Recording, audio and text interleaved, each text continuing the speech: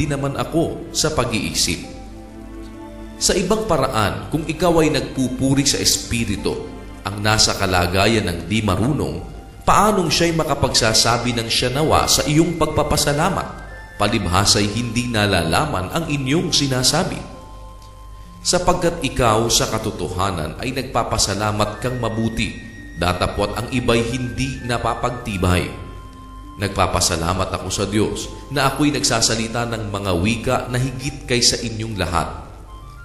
Ngunit sa iglesia, ibig ko pang magsalita ng 5 salita ng aking pag-iisip upang makapagturo ako naman sa iba kaysa magsalita ng 10,000 salita sa wika. Mga kapatid, huwag kayong mangagpakabata sa pag-iisip. Gayunmay sa kahalayan ay mangagpakasanggol kayo, datapwat sa pag-iisip kayo'y mangagpakatao. Sa kautusan ay nasusulat, sa pamamagitan ng mga taong may iba't ibang wika at sa pamamagitan ng mga labi ng mga taga-ibang lupa ay magsasalita ako sa bayang ito at gayunmay hindi ako pakikinggan nila, ang sabi ng Panginoon. Kaya nga ang mga wika ay pinakatanda, hindi sa mga nagsisisampalataya, kundi sa mga hindi nagsisisampalataya. Ngunit ang panghuhula ay hindi sa mga hindi nagsisisampalataya, kundi sa mga nagsisisampalataya. Kung ang buong iglesia nga'y magkatipon sa isang dako at lahat ay magagsalita ng mga wika at magagsipasok ang mga hindi marurunong o hindi mga nagsisisampalataya, hindi ba ganila sasabihin kayo'y mga ulol? Datapwat kung ang lahat ay nagsisipanghula at may pumasok na isang hindi sumasampalataya o hindi marunong, mahihikayat siya ng lahat, masisiyasat siya ng lahat. Ang mga lihim ng kanyang puso ay nahahayag at sa gayoy magpapatira pa siya at sasamba sa Diyos, na sasabihing tunay ngang ang Diyos ay nasa gitna ninyo. Ano nga ito, mga kapatid? Pagka kayo'y nagkakatipon, ang bawat isa sa inyo'y may isang awit, may isang aral, may isang pahayag, may wika, may isang pagpapaliwanag. Gawin ninyo ang lahat ng mga bagay sa ikatitibay. Kung nagsasalita ang sino man ng wika, maging 2 o huwag higit sa 3 at sunod-sunod at ang isa'y magpaliwanag. Datapwat kung walang tagapagpaliwanag ay tumahimik siya sa iglesia at siya'y magsalita sa kanyang sarili at sa Diyos.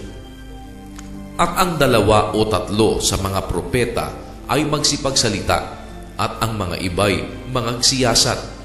Datapwat kung may ipinahayag na anuman sa isang nauupo, ay tumahimik ang nauuna, sapagkat kayong lahat ay makapanghuhulang isa-isa upang ang lahat ay mangatuto at ang lahat ay maaralan.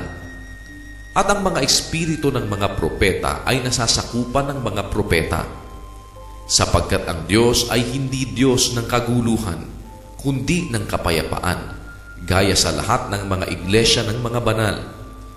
Ang mga babae ay magsitahimik sa mga iglesia, sapagkat sila'y walang kapahintulutang magagsalita, kundi sila'y pasakop, gaya naman ang sinasabi ng kautusan.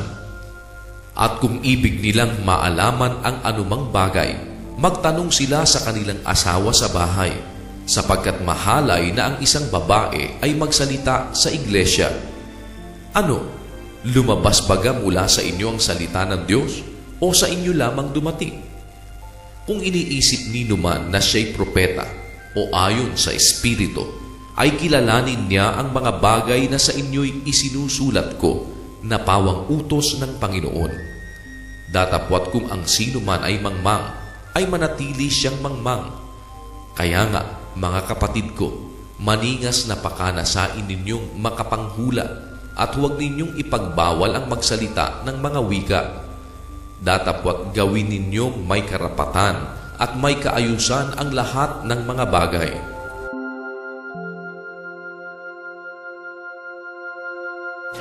Nakita niyo po, hindi masyadong mahabang oras ang ating ginugol. Pero nakapagbigay tayo ng pansin sa mga katwiran at mga salita ng Diyos na nakasulat sa banal na kasulatan. Kung sakaling meron ho kayong hindi lubos na naunawaan sa ating mga binabasa, dito po sa gabi-gabing inuugali natin na tuwing alas 8 ay nagtitipon-tipon tayo at humaharap sa ating telebisyon at nagbabasa ng Biblia, tumawag lamang po kayo sa palatuntunang Ang Dating Daan at sa palatuntunang Itanong Mo kay Soriano.